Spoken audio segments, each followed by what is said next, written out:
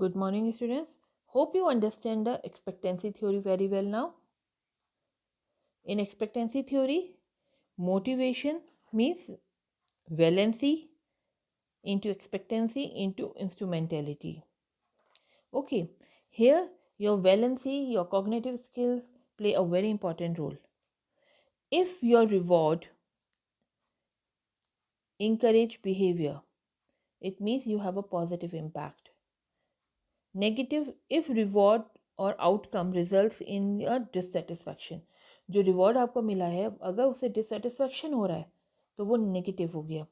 And if there is no change, no effect on your behaviour, आपके behaviour में कोई effect नहीं पड़ा उससे, तो it means there is no motivation. Okay, तो आपकी वैलेंसी, आपकी expectation, the value a person place on the reward that he expect to receive from his performance, जो आप एक्सपेक्ट कर रहे थे अपनी परफॉर्मेंस से, वो बहुत इंपॉर्टेंट जो है आपके लिए रोल प्ले करती है. He can have a values positive, तो it encourage, negative discourage, zero, there is no change in your behavior. Now the implication of your Vroom theory. What is the implication? Why it is important? It emphasizes the performance pay effort payoff. Means जो भी आप पे कर रहे हैं वो based on performance कर रहे हैं. रिवॉर्ड शुड बी इक्विटेबल, जो रिवॉर्ड्स होंगे that should be equitable, and reward should be tied with the performance. आपकी परफॉर्मेंस से टाइड होनी चाहिए, जैसी परफॉर्मेंस वैसे आपके रिवॉर्ड्स होने चाहिए, then it will going to give a motivation. And it emphasize expected behavior. Clear? Hope you understand this theory. अगर आपको नहीं समझ में आई है बेटा तो आप मुझे कॉल करके इसे समझ लीजिएगा. Okay, then equity theory of social exchange by Adam. Basically, this theory is based on the two assumptions. Individual contribute inputs in the form of skill, knowledge, experience, past training, you can say, and you can expect certain outcome in the form of pay, recognition, promotion or fringe benefit. हम जो भी efforts कर रहे हैं, हम जो भी contribute कर रहे हैं, जो हम इनपुट्स दे रहे हैं अपने स्किल, नॉलेज, किसी भी फॉर्म में, we are expecting certain outcomes in the form of pay, recognition and all.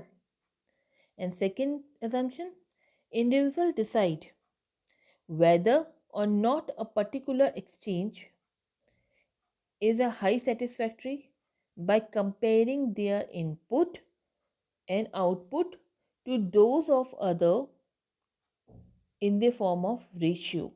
Means you are compare your input and output in relation to the others. जिन्होंने सेम काम किया है उनके साथ आप कंपेयर कर रहे हैं, एंड कंपेयर करने के बाद जो आउटकम आपको आ रहा है, आप उससे जो है satisfied, dissatisfied, motivated, non motivated feel करते हैं. Means they generally avoid equity. They perceive a equity, they avoid inequality in the reward system. Suppose equity in the system, outcome of your means A is your perceiver, means आप जो हैं, ठीक है, आपने अपना outcome in relation to input देखा, आपने दूसरे का outcome in relation to input देखा. अगर वो इक्वल है तो you feel motivated, you feel satisfied. Okay, for example देखिए, आपको ₹10 मिले 1 आवर काम करने में, तो पर आवर कितना हुआ 10. आपने ₹20 मिले 2 आवर काम करने में, तो पर आवर कितना हुआ 10 आवर. मीन्स दोनों को ₹10 पर आवर मिले तो इक्वल है. ठीक है, तो जब इक्वल है तो both person are satisfied. Inequity due to being under awarded. आपने देखा कि आपने जो है अपने आउटकम को देखा कि आपको ₹10 पर आवर मिल रहे हैं, बट दूसरे एम्प्लॉय ने जब काम किया, ही get a ₹15 per hour. Person experience dissonance. अब आप अनसेटिस्फाइड होना शुरू हो जाते हैं. ठीक है, आपका मोटिवेशन लेवल कम होना शुरू हो जाता है क्योंकि आपको इनइक्वालिटी दिखी.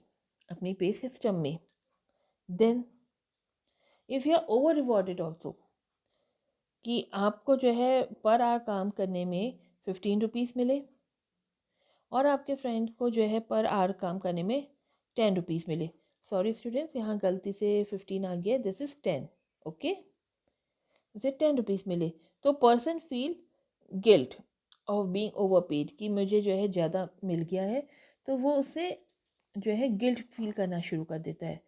तो उसको ना ज़्यादा चाहिए ना कम, he want a equal to get a motivation. तो इक्विटी थ्योरी क्या कह रही है आपकी, आप कंपेयर करते हो सेल्फ को with your other. Equity motivation to maintain the same level of outcome, आपको जो है सेम लेवल ऑफ आउटकम को मेंटेन करने के लिए मोटिवेशन की इक्विटी देना ज़रूरी है। इनइक्वलिटी होगी तो मोटिवेशन टू रिड्यूस इनइक्वलिटी, आपको इनपुट चेंज करना है या आउटपुट चेंज करना पड़ेगा, और या फिर परसेप्शन जो है सेल्फ का, परसेप्शन या अदर का, चेंज डिफरेंट या लिव सिचुएशंस, इन सब पे आपको वर्क करना पड़ेगा ताकि इनइक्वलिटी ना आए। ओके, तो equity theory basically focus on your, कि आप कैसे जो है परसीव कर रहे हैं फेयरनेस ऑफ अमाउंट को, आप अपने रिवॉर्ड को किस तरह से परसीव करते हैं, because it affect employees motivation. ठीक है, what is the process used to determine the reward, that also play important role.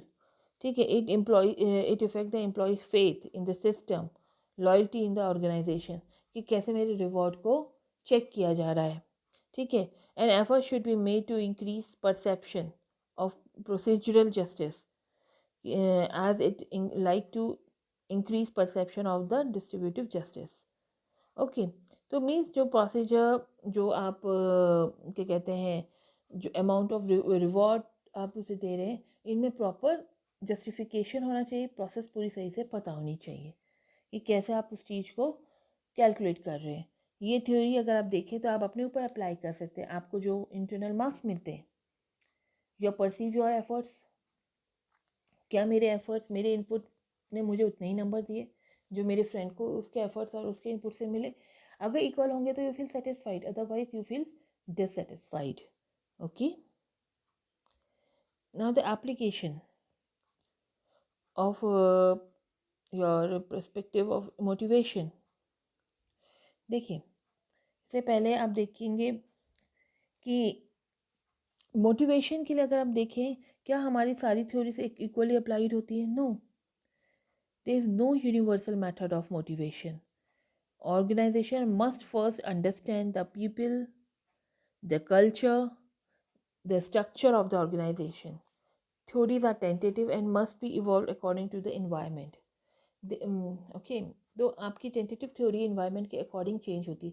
Motivation के लिए ज़रूरी नहीं है कि मैं आपसे कहूँ कि XYZ की थ्योरी ज़्यादा अच्छी है या किसी और की थ्योरी ज़्यादा अच्छी है। नो, आप सिचुएशन के अकॉर्डिंग, एम्प्लॉयज़ के अकॉर्डिंग, ऑर्गेनाइजेशन में जो आपका स्ट्रक्चर फॉलो है, जो कल्चर है, जो पीपल हैं, आप उसके अकॉर्डिंग डिसाइड करते हैं कि किस समय कौन सी थ्योरी एप्लीकेबल होगी जिससे आपका एम्प्लॉय मोटिवेट हो। ऐसा नहीं है कि स्टार्टिंग से आपकी जो है मैथो थ्योरी थी, अप्लाई हो रही थी, बट अब आज भी वही होगी। No, it may be change. हो सकता है कि अब आपको जो है एल्डेफर की थ्योरी ज़्यादा बेटर लग रही हो, एक एम्प्लॉय के लिए आपने जो है मैथ्रो लगाई तो दूसरे की हो सकता है इक्विटी थ्योरी आपकी वर्क कर रही हो। तो it is the conscious of the manager to decide what time which theory is applicable, because there is no universal method to motivate the people. Okay students, thank you for the day. Hope you understand the motivation concept. Now from next class onward we will start our unit 2.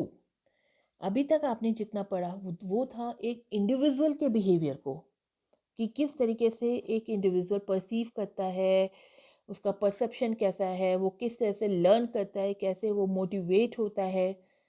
ठीक है, अब जब individual को आपने study करा तो organisation behaviour में अब आता है आपका इंटरपर्सनल और ग्रुप बिहेवियर, कि आप आपस में किस तरीके से एक दूसरे से वर्क करते हैं, एक दूसरे का काम करते हैं, और आपका बिहेवियर एक दूसरे के साथ कैसा है। Means how you are performing your task in a group.